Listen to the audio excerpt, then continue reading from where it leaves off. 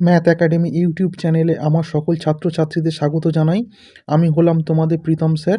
আজকের আমি নিয়ে এসেছি এবিটিএ টেস্ট পেপারের পৃষ্ঠা নম্বর 267 ভৌতবিজ্ঞান বিষয়ের সলিউশন নিয়ে। চলো শুরু করা যাক। প্রথম প্রশ্ন, বিভাগ কয়ের প্রথম প্রশ্ন। দেখো কি বলছে, বায়োগ্যাসের মূল উপাদান হলো মিথেন, অপশান এ। চার্লসের সূত্রে ভিটি লেখচিত্রে তাপমাত্রা অক্ষকে কোন তাপমাত্রায় ছেদ করে? এটা হবে -273 ডিগ্রি সেন্টিগ্রেড।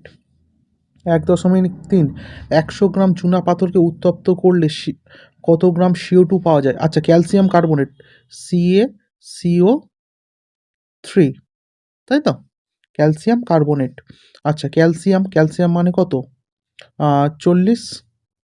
আচ্ছা, সি কার্বন 6 × 12, আর ও থ্রি মানে হলো গিয়ে 16 × 3।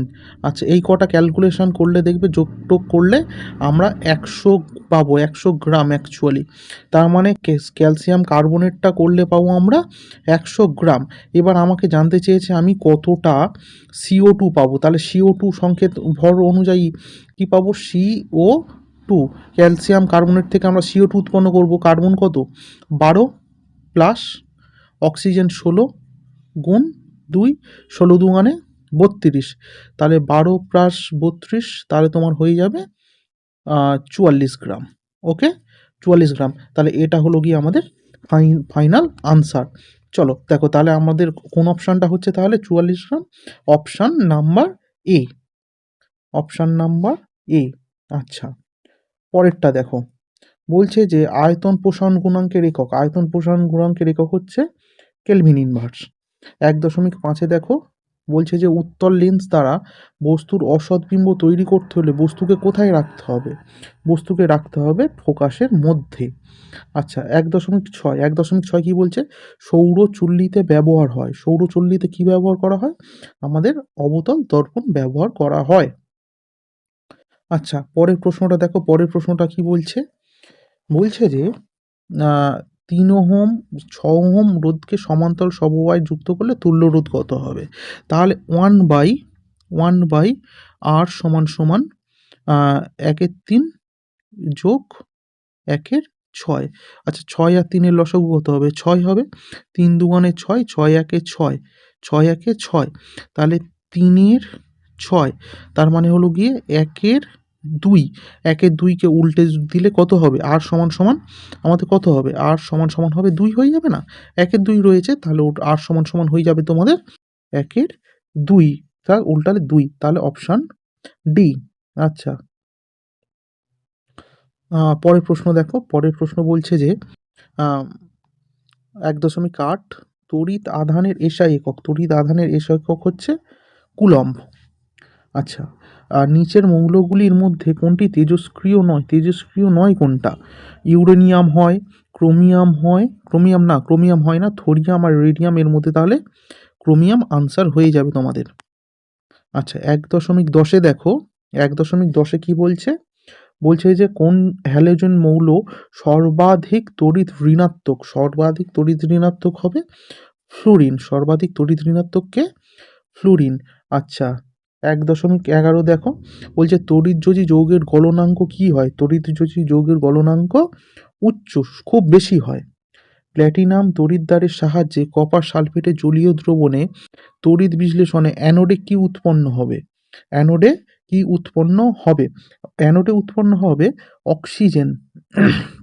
অ্যানোডে হবে অক্সিজেন।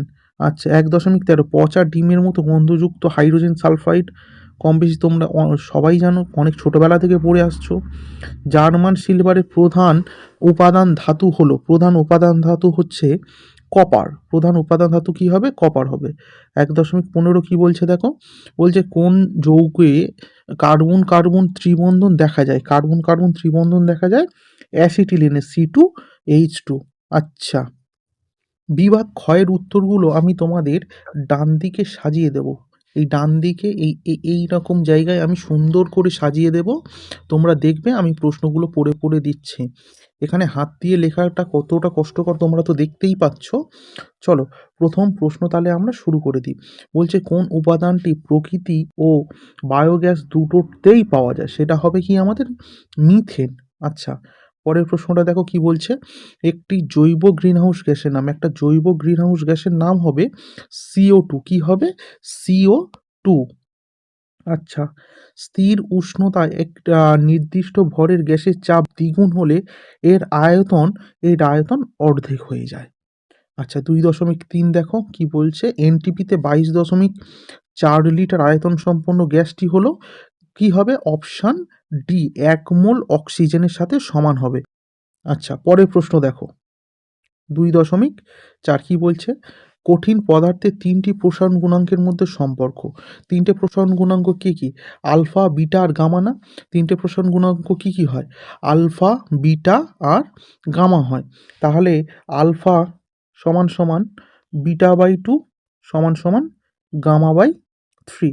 এটা হয়তো আমরা জানি তো। এই 3টে ক্যালকুলেশন করলে তোমাদের আসবে আলফা, বিটা, গামার অনুপাত 1:2, 2:3। আচ্ছা, পরবর্তী প্রশ্নটা দেখো, পরবর্তী কি প্রশ্নতে কি বলছে, বলছে যে কোনো গোলীয় দর্পণের মুখ্য প্রকাশ এফ এবং বক্রতা ব্যাসার্ধ আর এর মধ্যে সম্পর্ক আমরা তো কম বেশি সবাই জানি, যে আর সমান সমান 2F, আর সমান সমান 2F, এইটা মনে করে রেখে দেবে। ওকে। আচ্ছা, পরের প্রশ্নটা দেখো, বলছে যে রেটিনায় যে প্রতিবিম্ব সৃষ্টি হয় সেটা সৎ না অসৎ? এটা সৎবিম্ব সৃষ্টি হয়। এটা কি উত্তর হয়ে যাবে তাহলে তোমাদের? সৎবিম্ব। 2.6 দেখো, 2.6 বলছে কোন ধরনের লেন্স দ্বারা হর্ষদৃষ্টির প্রতিকার করা যায়? হর্ষদৃষ্টি এটা হবে অবতল লেন্স। এটা কি হয়ে যাবে? অবতল লেন্স। আচ্ছা, ফিউজ তারকে মূল বর্তনীর সঙ্গে কোন সমবায় যুক্ত করা হয়? এটা শ্রেণী সমবায় যুক্ত করা হয়। 2.8 দেখো, বলছে সিজিএস পদ্ধতিতে রোধাঙ্কের একক কি? ও রোধাঙ্কের একক হবে সিজিএস পদ্ধতিতে ওহম সেন্টিমিটার, আর যদি এসআই বলতো তাহলে ওহম মিটার করে দিতাম। আচ্ছা, 2.9 দেখো, আলফা, বিটা, গামা রশ্মিকে ভেদন ক্ষমতা অনুযায়ী যদি সাজাই সব থেকে কম হবে ঊর্ধ্বক্রমে বলেছে, তাহলে সব থেকে কম আলফা, তার থেকে বেশি বিটা, তার থেকে বেশি গামা।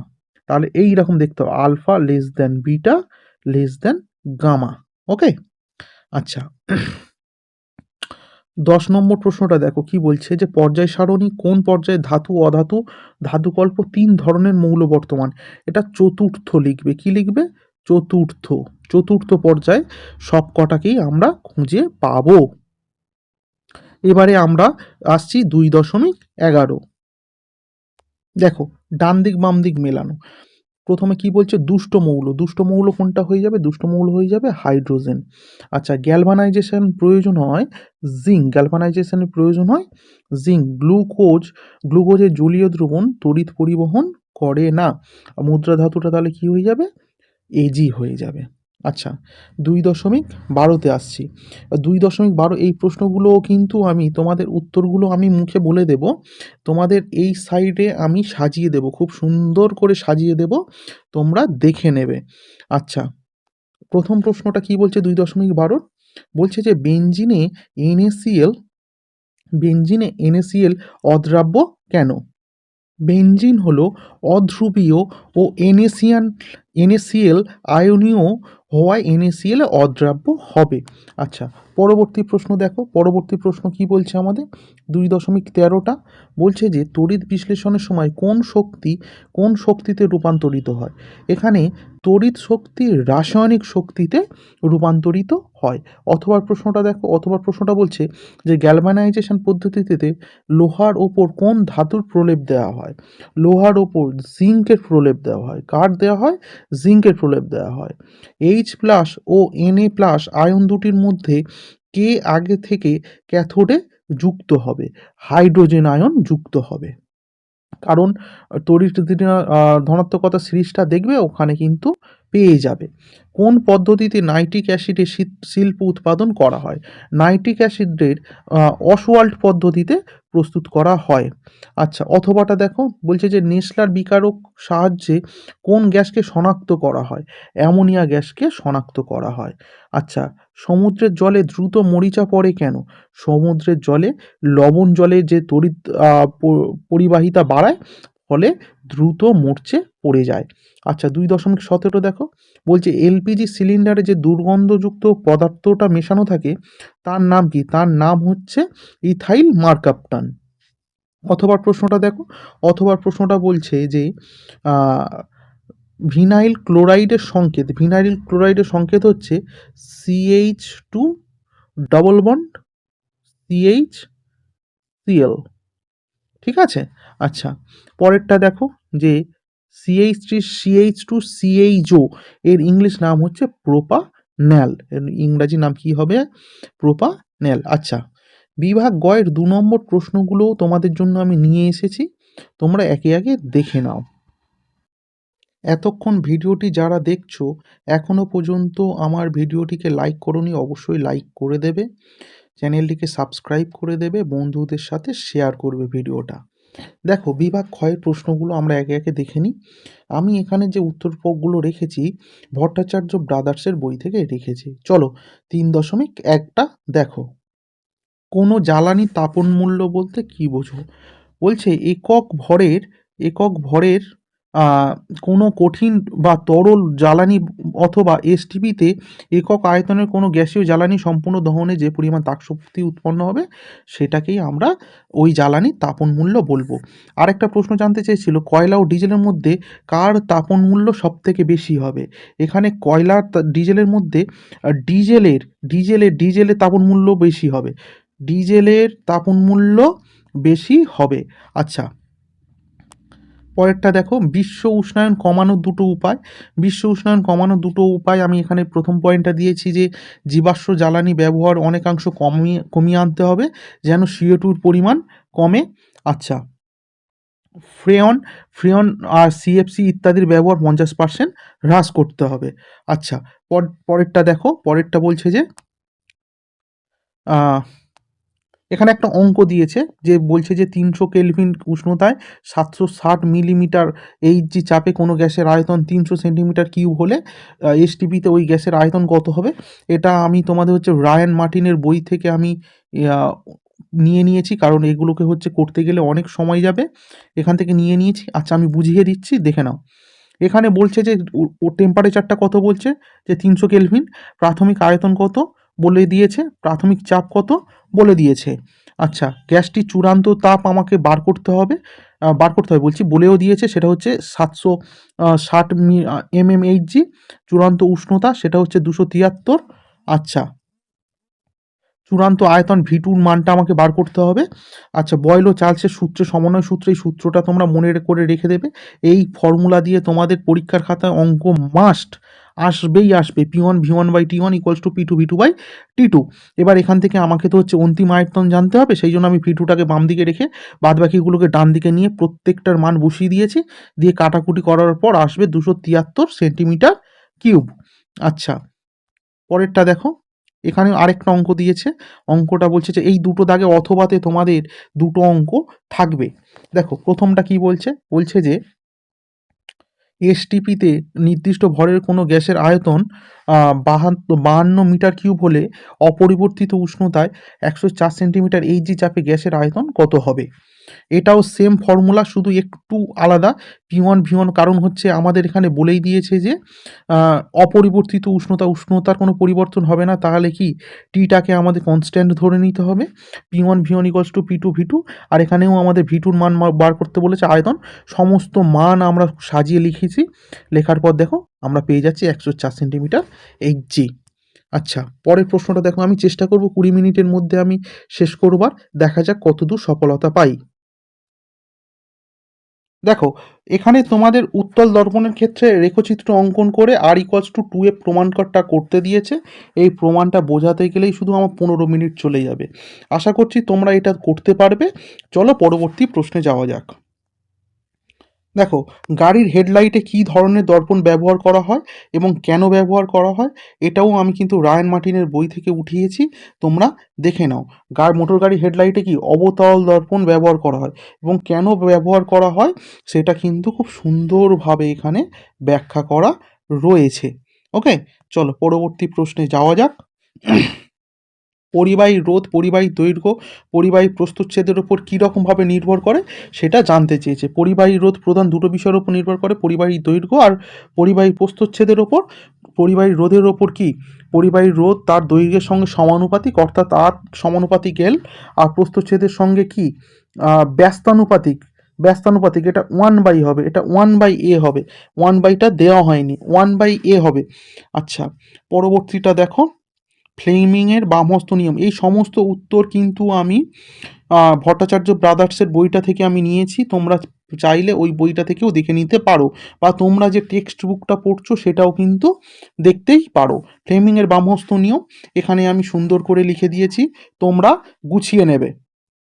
পরবর্তী প্রশ্ন দেখো, বলছে কার্বন ডাই অক্সাইডের লুইস ডট গঠন আমি দেখিয়ে দিয়েছি, তোমরা চাইলে স্ক্রিনশট নিয়ে নাও। পরবর্তী প্রশ্ন কি বলছে, আয়নীয় ও সমযোজী যৌগের মধ্যে দুটি গুরুত্বপূর্ণ পার্থক্য। আমি এখানে অনেকগুলো পার্থক্য দিয়ে দিয়েছি, দুটো নয়, অনেকগুলো পার্থক্য দিয়েছি। তোমরা তোমাদের প্রয়োজন মতো পার্থক্য মুখস্থ করে নেবে, স্ক্রিনশট করে নিতে পারো তোমরা। চলো পরবর্তী প্রশ্নে যাই। কি বলছে, বলছে যে H2S গ্যাসের বিজারণ ধর্ম সমীকরণ সহ লেখো। আচ্ছা, এটাও কিন্তু আমি রায়ান মার্টিনের বই থেকে নিয়েছি, তোমরা দেখে নাও। বিজারণ ধর্ম H2S এর প্রথমটা একটাই দিয়েছি আমি, K2Cr2O7 এর সঙ্গে H2S এর সঙ্গে বিক্রিয়া, তার সঙ্গে 4H2SO4, Cr2SO4 3, K2SO4, তার সঙ্গে 3S। এখানে হচ্ছে এটা বিজারণ ঘটছে, তোমার হচ্ছে এটাই জানতে চেয়েছে, বিজারণ হয়েছে। আচ্ছা, পরবর্তী প্রশ্ন দেখো, অ্যালুমিনিয়ামের একটি সংকর ধাতুর নাম। অ্যালুমিনিয়ামের একটি সংকর ধাতুর নাম হচ্ছে ডুরালুমিন। ডুরালুমিন এর সংকেতগুলো প্রত্যেকটা দেওয়া রয়েছে। আচ্ছা, পরবর্তী প্রশ্ন দেখুন, ডিনেচার্ড স্পিরিট কি। ডিনেচার্ড স্পিরিট, এই সমস্ত উত্তর কিন্তু আমি ভট্টাচার্য ব্রাদার্সের বই থেকে নিয়েছি, তোমরা চাইলে দেখে নাও, বা হচ্ছে যাদের কাছে রয়েছে তো খুবই ভালো, না হলে তোমরা তোমাদের বইয়েরটা পড়বে। আচ্ছা, পরবর্তী প্রশ্ন দেখো, লাইকার অ্যামোনিয়া। লাইকার অ্যামোনিয়া কি, এর একটি কাজ লেখো। অ্যামোনিয়ার সম্পৃক্ত অবস্থাকে লাইকার অ্যামোনিয়া বলা হয়। এটা 35.5 ছিল, 35.5%, 35.5%। ওকে। আচ্ছা, লাইকার অ্যামোনিয়ার ব্যবহার। লাইকার অ্যামোনিয়া কী কাজে ব্যবহার করা হয়, গবেষণাগারে বিকারক হিসাবে ব্যবহার করা হয়, শিল্পক্ষেত্রে ব্যবহার করা হয়। আচ্ছা, আর একটা দিয়েছে কিভাবে নিচের পরিবর্তনটি করা যায়। এটা অ্যাসিটিলিন থেকে আমার দিয়েছে ইথেন। অ্যাসিটিলিন থেকে ইথেন, এইটুকুনি তোমরা যদি লিখে দাও তাহলেই তোমাদের হয়ে যাবে। তাহলে আজকের আমি আমার এই ভিডিওটি এখানেই শেষ করছি। তোমাদের যা কিছু রয়েছে কমেন্ট বক্সে জানিও। তোমাদের কোন পৃষ্ঠাটা আগে প্রয়োজন সেটা আমাকে বললে আমি সেটা গুছিয়ে দেব। ওকে, চলো পরবর্তী ভিডিওতে দেখা হচ্ছে। আজকের আমি এখানেই রাখলাম। Good bye.